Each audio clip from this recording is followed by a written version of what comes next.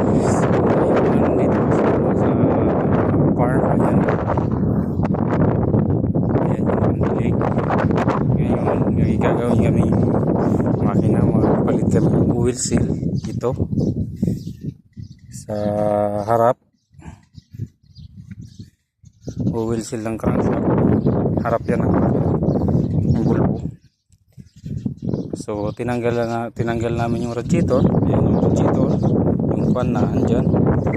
Yung radiator nya, yung fan, isra, yung pulley yan dito. Tapos yung isang pulley nandito, naligo ng langis. Itong pulley na to ay sa alternator na kakabit dyan.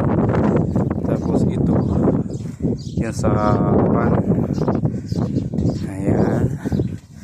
Tapos ito, tingnan nyo, naligo ng langis. So kailangan bunutin to.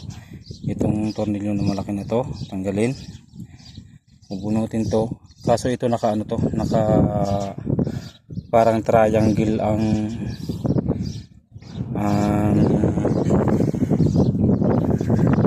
dulo ng crankshaft nito, parang naka triangle. So yan, bunutin yan. Ang mali namin, nakalimutan namin yung handle na 3/4 drive. Ang dala-dala lang namin ay sa 1/2 drive. Yung 3/4 drive na nakalimutan namin, kaya yun, binabalikan ni Kuya Noel sa shop yung 3/4 drive.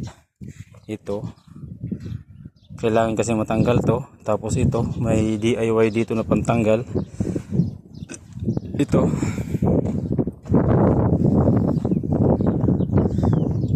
ang DIY.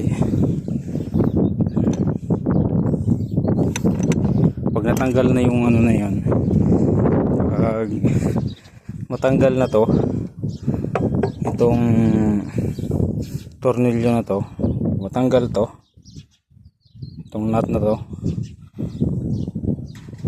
kasi ito washer lang to, washer to sa ibabaw na yan. Ito ang ipapalit, ilalagay dyan, lagyan ng 3 tornilyo dito. So, ayan, 3, 4 ayan, lagyan ng tornilyo dyan, tapos sasalpak dyan. Saka ngayon bibirahin to. Ito ngayon ang hihigpitan ulit, hihigpitan dyan para matanggal to.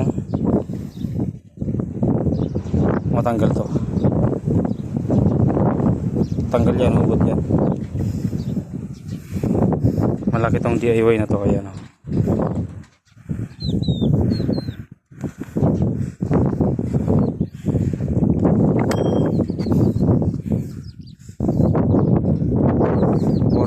To na 400 horsepower to na bulbo itong makinang to.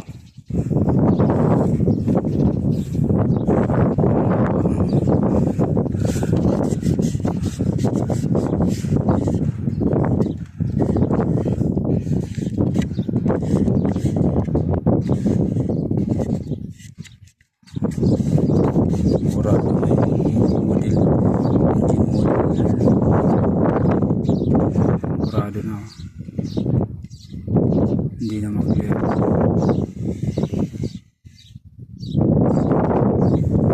So yun, let's pag ano, pag balik dito ni Kuya Noel, ito babaklasin namin yan.